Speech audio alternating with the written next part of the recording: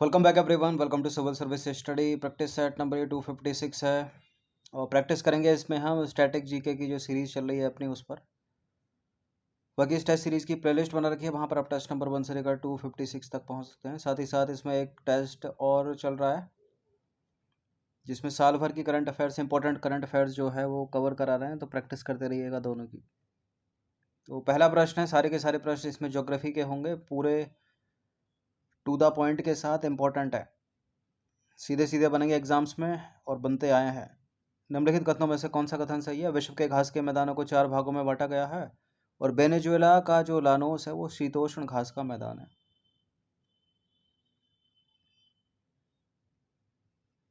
ये इंपॉर्टेंट है, एग्जाम में पूछा जाता है ज्योग्राफी के सेक्शन में। घास के मैदान, उनके नाम और कहाँ हैं वो, ठीक है, किस देश के हैं, ये सब पूछा जाता है। तो पहली बात तो जो विश्व के घास के मैदान उनको 4 भागों में नहीं बल्कि 2 भागों में बांटा गया है, उष्ण कटिबंधीय घास के मैदान और शीतोष्ण कटिबंधीय घास के मैदान। शीतोष्ण या समशीतोष्ण लिखाएगा, एक ही बात है। अंग्रेजी में उष्ण कटिबंधीय को ट्रॉपिकल ग्रासलैंड कर लो और शीतोष्ण को कर लो टेम्परेट ग्रासलैंड, तो पहला गलत है। और ये वेनेजुएला का जो लानोस है वो उष्ण कटिबंधीय घास का मैदान है, न कि शीतोष्ण घास का मैदान। ये भी इम्पोर्टेंट है, इसमें 4 पूछ लेगा कौन सा इसमें उष्ण है कौन सा शीतोष्ण है, या 1 2 3 करके पूछ लेगा कितने शीतोष्ण कितने उष्ण। तो दोनों के दोनों गलत हैं, डी है इसका आंसर। देखिए, घास के मैदानों को मुख्य रूप से 2 भागों में बांटा जा सकता है। कितने? 2 भागों में, उष्ण कटिबंधीय घास के मैदान और शीतोष्ण कटिबंधीय घास के मैदान, यानी ट्रॉपिकल ग्रासलैंड और टेम्परेट ग्रासलैंड। जो वेनेजुएला का लानोस है वो एक उष्ण कटिबंधीय घास का मैदान है, जैसे अफ्रीका का सवाना। इसी से रिलेटेड अगला प्रश्न है, निम्नलिखित कथनों में से कौन सा कथन सही है? समशीतोष्ण घास के मैदानों में घास एवं झाड़ियां पाई जाती हैं। जलवायु समशीतोष्ण एवं अर्ध शुष्क से अर्ध आर्द्र प्रकृति की होती है। यहाँ की जलवायु पर दूसरा वाला स्टेटमेंट है, ये ठीक है, दोनों के दोनों करेक्ट हैं, ये सी है इसका आंसर।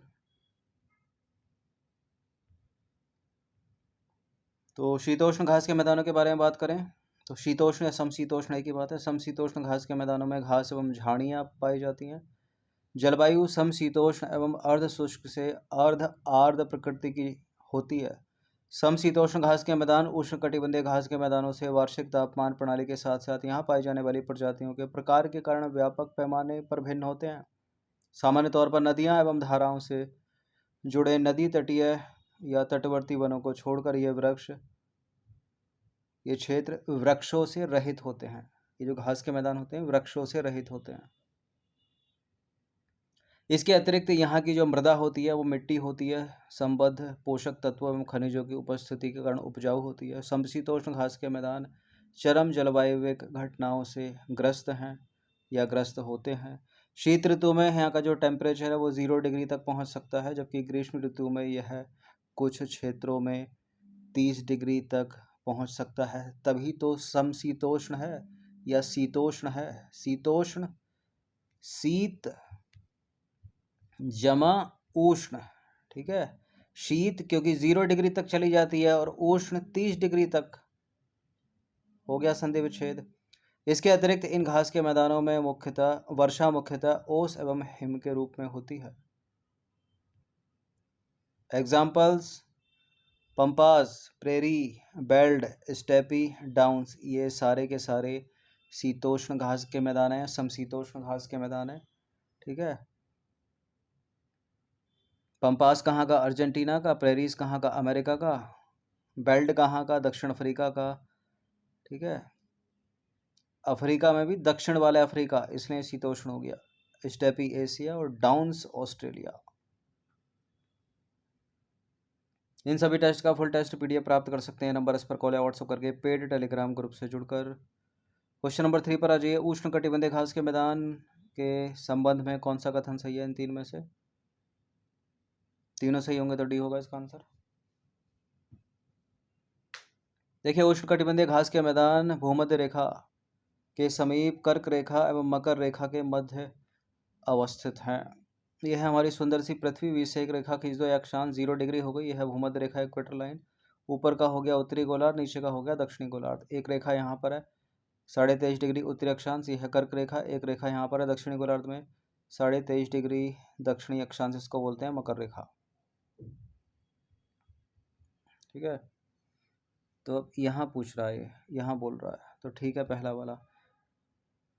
दूसरे में क्या लिखा है? उष्णकटिबंधीय घास के मैदान आमतौर पर उष्णकटिबंधीय वर्षा वनों एवं उष्णकटिबंधीय मरुस्थलों के मध्य महाद्वीपों के आंतरिक भागों में पाए जाते हैं। उष्णकटिबंधीय घास के मैदानों को सवाना भी कहा जाता है।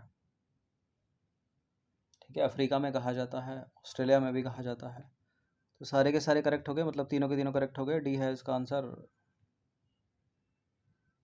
तो उष्णकटिबंधीय घास के मैदानों में छोटे पौधे पाए जाते हैं जो उन्हें एक उत्कृष्ट आखेट स्थल यानी शिकारगाह बनाता है। उदाहरण की बात करें, एग्जाम्पल्स, सवाना हो गया पूर्वी अफ्रीका का, कैंपोस हो गया ब्राज़ील का, लानोस हो गया वेनेजुएला का। तीनों के तीनों उष्णकटिबंधीय घास के मैदान है। तो इन तीनों को रख देगा, एक शीतोष्ण रख देगा, पूछ लेगा कि कौन सा शीतोष्ण है। टैगा, टैगा घास के मैदान कहाँ पाए जाते हैं? देखिए टैंगा नहीं है, ये टैगा ही पढ़ना है इसको, TAIGA, टैगा। ये टैगा प्रदेश, टुंड्रा तुल्य प्रदेश सब पढ़ा होगा आपने स्कूल में अगर याद हो तो, और यही कॉम्पिटेटिव एग्जाम में आज पूछा जा रहा है। Taiga taiga taiga taiga taiga है यूरोप एवं एशिया। ऑप्शन नंबर ए है इसका आंसर। तो यह है घास के मैदान, यह है क्षेत्र, ये बड़ी इंपॉर्टेंट तालिका है, इसको याद रखिएगा। जैसे कि स्टेपीज कहाँ के? यूरोप एवं उत्तरी एशिया के। पोस्टाज कहाँ का? हंगरी का। प्रेरीज संयुक्त राज्य अमेरिका। पंपास कहाँ? अर्जेंटीना का। बेड्स कहाँ? दक्षिण अफ्रीका। Downs Australia. कैंटबरी है न्यूजीलैंड। सवाना है अफ्रीका भी और ऑस्ट्रेलिया भी। अगर अफ्रीका नहीं है तो ऑस्ट्रेलिया लगा दीजिएगा। टैगा है यूरोप और एशिया। अब इनमें से कौन से उष्ण कौन से शीतोष्ण, वो और टफ हो जाता है थोड़ा प्रश्न। ठीक है, ऊपर अलग अलग कर दिए हैं। दुनिया का सबसे बड़ा शीतोष्ण घास का मैदान कौन सा है? अफ्रीका को तो हटा दिए, तो उष्ण है। दुनिया का सबसे बड़ा शीतोष्ण घास का मैदान है Eurasian steppe, option number B. तो दुनिया में सबसे बड़ा शीतोष्ण घास का मैदान यूरेशियन स्टेपी है, जो हंगरी से चीन तक फैला हुआ है। क्वेश्चन नंबर 6 पर आ जाइए। भारत का सबसे बड़ा घास का मैदान कौन सा है? अब भारत में पूछ रहा है, वैश्विक परिदृश्य में नहीं। चंबल रिवर सेंचुरी, ये तो नहीं है, ये तो झील लेक है। चिल्का भी तो झील है, इसको हटा दीजिए। खज्जियार हिमाचल प्रदेश, बहुत बढ़िया एक पर्यटन स्थल है, लेकिन यहाँ सही उत्तर है बन्नी घास के मैदान, कच्छ, गुजरात।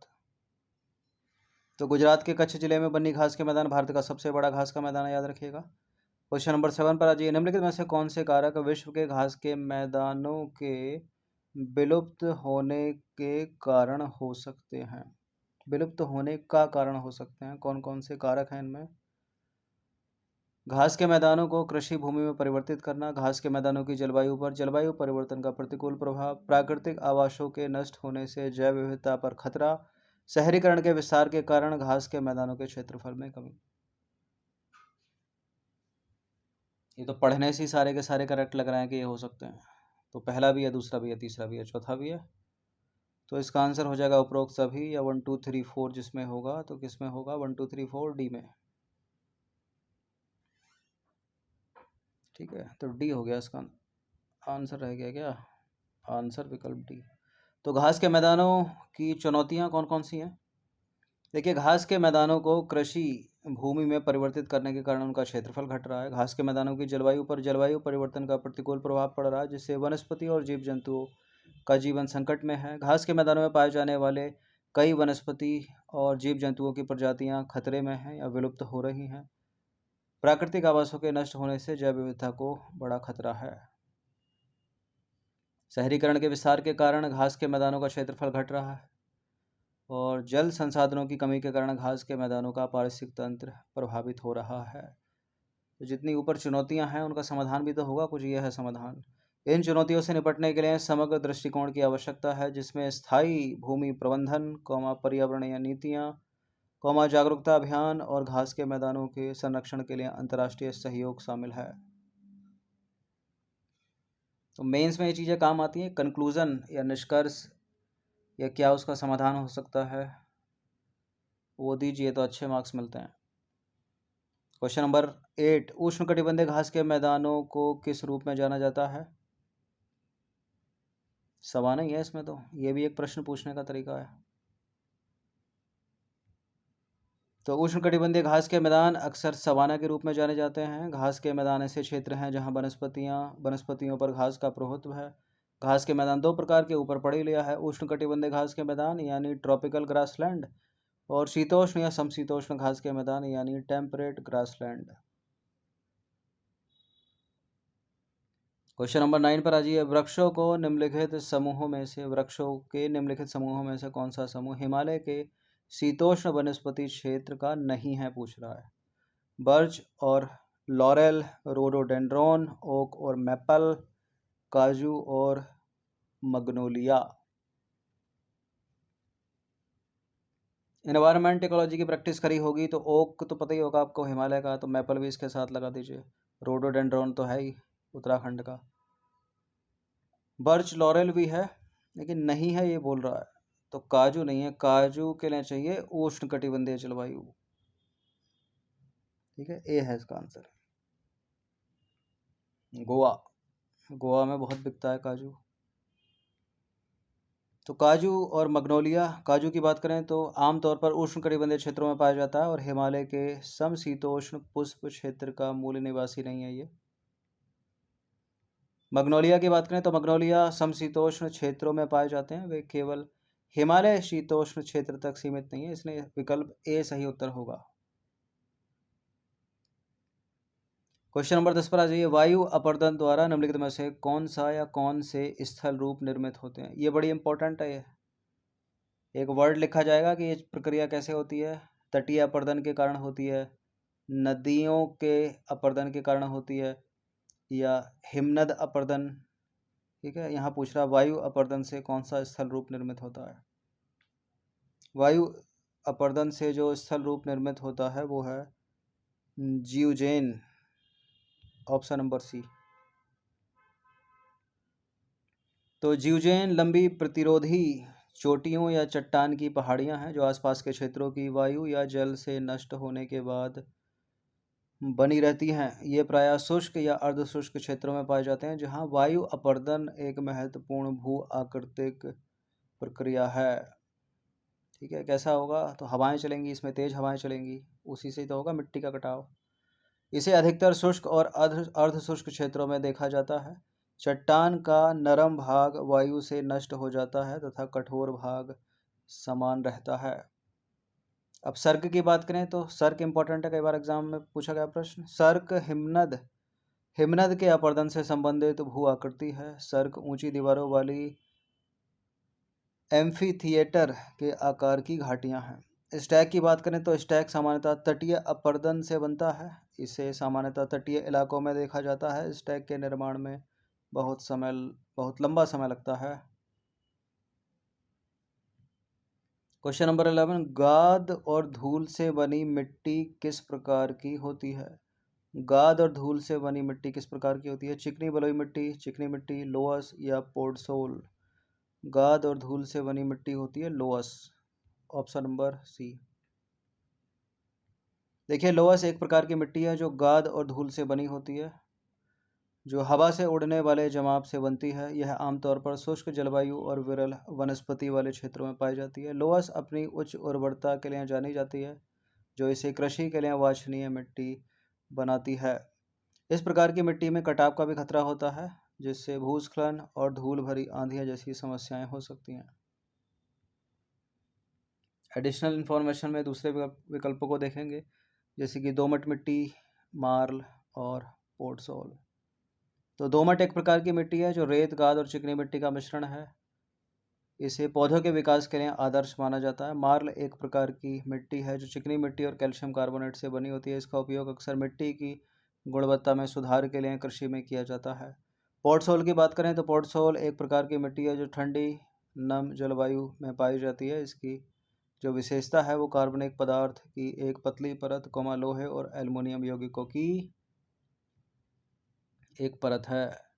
क्वेश्चन नंबर 12 पर आ जाइए। महाराष्ट्र में पाई जाने वाली जो काली कपास है, काली कपासी मिट्टी है, उसका दूसरा नाम क्या है? प्रश्न इंपॉर्टेंट है। ये जो काली मिट्टी है कपास की खेती के लिए उपयुक्त है। कई बार प्रश्न बना एग्जाम में, इसके दूसरे नाम से रेगुर सॉइल इसको बोलते हैं, रेगुर रैगर कुछ भी लिखा हो सकता है। तो रेगुर मिट्टी की बात करें तो इसे काली मिट्टी या काली कपासी मिट्टी के नाम से जाना जाता है। महाराष्ट्र में, गुजरात में, मध्य प्रदेश में, कर्नाटक और आंध्र प्रदेश के कुछ भागों में पाई जाती है। रेगुर मिट्टी बेसाल्ट चट्टानों के टूटने से या पक्षय से बनती है। इंपॉर्टेंट है, इसमें लोहा, मैग्नीशियम, कैल्शियम और पोटास की प्रचुर मात्रा होती है। इस प्रकार की मिट्टी कृषि के लिए उत्कृष्ट है क्योंकि यह लंबे समय तक नमी बनाए रख सकती है, जिससे यह कपास, गन्ना और तंबाकू जैसी फसलों के लिए उपयुक्त है। तो कहीं से ही प्रश्न बन सकते हैं कि इनकी कमी होती है, अधिकता होती है, किन फसलों के लिए उपयुक्त है, कौन सा वो राज्य है जहाँ सर्वाधिक, ठीक है। और दूसरा नाम रेगुर सॉइल या रेगुर मिट्टी। क्वेश्चन नंबर 13 पर आ जाइए। मेघालय सह्याद्री के पठार तथा निकोबार समूह के मध्य तथा दक्षिणी द्वीपों में किस प्रकार की वनस्पति पाई जाती है? किस प्रकार की वनस्पति मिलेगी यहाँ मिलेगी अर्ध सदाबहार वनस्पति और नम उष्णकटिबंधीय। ऑप्शन नंबर डी है इसका आंसर, ठीक है। ये चीज यहाँ, और सह्याद्री के पठार भी तो मेघालय के पठार सह्याद्री और निकोबार समूह के मध्य और दक्षिणी द्वीप उष्णकटिबंधीय जलवायु और प्रचुर वर्षा वाले क्षेत्रों में स्थित हैं। इस प्रकार की जलवायु नम उष्णकटिबंधीय वनस्पति के विकास में सहायता करती है। नम उष्णकटिबंधीय अर्ध सदाबहार वनस्पति एक प्रकार की वनस्पति है जिसकी विशेषता ऐसे पेड़ हैं जो शुष्क मौसम के दौरान आंशिक रूप से अपने पत्ते गिरा देते हैं, और ऐसा करना पेड़ों को पानी बचाने और शुष्क मौसम के दौरान जीवित रहने की अनुमति देता है। एग्जाम्पल्स की बात करें या वनस्पति की विशेषताएं, यहाँ मिलेंगे एपिफाइट्स, लियाना और फर्न जैसे प्लांट। नंबर 14, कार्बन सिंक शब्दावली का उपयोग निम्नलिखित में से किस एक के लिए किया जा सकता है या किया जाता है? अमोनिफाइंग बैक्टीरिया के लिए, वनों के लिए, ज्वालामुखी विस्फोट के लिए, जीवाश्म ईंधन जलाने के लिए। इंपॉर्टेंट प्रश्न है, सीडीएस में पूछा गया था अभी ये। क्या होना चाहिए इसका answer? Carbon sink. Carbon sink शब्दावली है फॉरेस्ट, वनों के लिए। ऑप्शन नंबर सी है इसका आंसर। कार्बन सिंक यानी जो पेड़ पौधे हैं, जंगल हैं, ये वन है, ये क्या करते हैं? प्रकाश संश्लेषण की प्रक्रिया में जो कार्बन डाइऑक्साइड है उसको अवशोषित करते हैं, मिट्टी से जल लेते हैं, सूर्य के प्रकाश की उपस्थिति में ऑक्सीजन को रिलीज करते हैं या भोजन बनाते हैं। तो कार्बन सिंक शब्द का तात्पर्य ऐसी किसी भी चीज से है जो उत्सर्जित होने की तुलना में कार्बन डाइऑक्साइड और कभी कभी अन्य गैसें जैसे ग्रीन हाउस गैसों को अवशोषित करता है। कार्बन सिंक वायुमंडल से कार्बन डाइऑक्साइड को हटाने में मदद करते हैं, जिससे जलवायु परिवर्तन कम होता है। कम स्टेटमेंट बना के लिख देगा कि बढ़ता है, बढ़ता नहीं है, कम होता है। वन यानी फॉरेस्ट कार्बन सिंक का प्राथमिक उदाहरण है क्योंकि वे प्रकाश संश्लेषण के दौरान कार्बन डाइऑक्साइड को अवशोषित करते हैं। इस प्रक्रिया में हरे पौधे और पेड़ सूर्य के प्रकाश को ऊर्जा में परिवर्तित करते हैं। एक एक पॉइंट बड़ा इंपॉर्टेंट है। क्वेश्चन नंबर 15 पर आ जाइए। पारिस्थितिकी तंत्र का क्रियान्वयन आधारित है ऊर्जा प्रवाह, पोषक तत्व चक्र, जैव भू रासायनिक चक्र, ज्वारीय ऊर्जा। ये बढ़िया प्रश्न है जो पूछा था यूजीसी नेट 2023 में, और कोड भी आपके कुछ इस प्रकार से होंगे, ए और डी, एबीडी, एबीसी, बीडी। पारिस्थितिक तंत्र का क्रियान्वयन आधारित है। जैव भू रासायनिक चक्र तो इसमें होना ही चाहिए, पोषक तत्व चक्र भी होगा, ऊर्जा प्रवाह भी होगा, ज्वारीय ऊर्जा को हटा दीजिए, एबीसी। कोई भी ऐसा तो है नहीं जिसमें चारों हो जाए सही, तो एबीसी है इसका आंसर। वैसे सी से ही पकड़ लेते, ठीक है। जैव भू रासायनिक चक्र तो होना ही चाहिए इसमें, तो सी से भी एक से ही एलिमिनेट हो जाता है। तो ऑप्शंस को देख कर भी आंसर निकल जाते हैं। तो एक पारिस्थितिक तंत्र की प्रणाली विभिन्न कारकों पर निर्भर करती है: ऊर्जा प्रवाह, पोषक तत्व चक्र और जैव भू रासायनिक चक्र। ऊर्जा प्रवाह की बात करें तो ऊर्जा प्रवाह पारिस्थितिक तंत्र के कामकाज के लिए मौलिक है, क्योंकि सभी जीवित जीवों का विकास, प्रजनन, शारीरिक कार्यों को बनाए रखने जैसी जीवन प्रक्रियाओं को पूरा करने के लिए ऊर्जा की आवश्यकता होती है। ऊर्जा मुख्य रूप से पौधों में प्रकाश संश्लेषण के माध्यम से सूर्य से पारिस्थितिक तंत्र में प्रवेश करती है। जो पौधे हैं वो सूर्य के प्रकाश को रासायनिक ऊर्जा में परिवर्तित करते हैं, और जब वे पौधों का उपयोग करते हैं तो यह ऊर्जा शाकाहारी जीवों में स्थानांतरित हो जाती है। यह प्रक्रिया तब जारी रहती है जब खाद्य श्रृंखला में शाकाहारी से मांसाहारी की ओर बढ़ती है। जब ऊर्जा खाद्य श्रृंखला में शाकाहारी से मांसाहारी की ओर बढ़ती है। देखिए, एक पारिस्थितिक तंत्र में पोषी स्तर, ये पढ़ा ही होगा आपने, उत्पादक, उपभोक्ता और अपघटक के माध्यम से ऊर्जा का प्रवाह जीवन को बनाए रखता है और पारिस्थितिकी प्रक्रियाओं का समर्थन करता है। उत्पादक यानी हरे पौधे, उपभोक्ता कौन से जीव हो गए? शाकाहारी जीव जो इन हरे पौधों को खाते हैं, और अपघटक हो गए जो इन दोनों को डिकम्पोज करते हैं। पोषक तत्व चक्र की बात करें तो पोषक तत्व चक्र, जिन्हें जैव भू रासायनिक चक्र भी कहा जाता है, महत्वपूर्ण है क्योंकि वे एक पारिस्थितिक तंत्र में आवश्यक पोषक तत्वों की उपलब्धता और पुनर्चक्रण को नियंत्रित करते हैं। प्रमुख पोषक तत्वों में कार्बन चक्र, नाइट्रोजन चक्र, फास्फोरस चक्र आदि शामिल हैं। बीएससी की होगी तो आपने पढ़ा होगा, स्कूल में भी पढ़ा होगा, जूलॉजी बॉटनी होगी तो, और वरना छोटी क्लासों में भी पढ़ा होगा। इन चक्रों में वायुमंडल, मिट्टी, पानी, जीवित जीवों के माध्यम से पोषक तत्वों की आवाजाही शामिल होती है। तीसरा है जैव भू रासायनिक चक्र। तो जैव भू रासायनिक चक्र कार्बन, नाइट्रोजन, फास्फोरस जैसे आवश्यक तत्वों के चक्र को संदर्भित करते हैं, क्योंकि वे पृथ्वी के जैविक, भूवैज्ञानिक और रासायनिक घटकों के माध्यम से चलते हैं। तो ज्योग्राफी के या इन्वायरमेंट इकोलॉजी का सेक्शन कह लीजिए इसको, बड़ा ही इंपॉर्टेंट टेस्ट था। बिल्कुल पीसीएस में इस तरह के प्रश्न बनते हैं, पीसीएस में भी बनते हैं, दूसरे कॉम्पिटिटिव एग्जाम में बनते हैं। इनकी प्रैक्टिस करते रहिएगा हर दिन। धन्यवाद।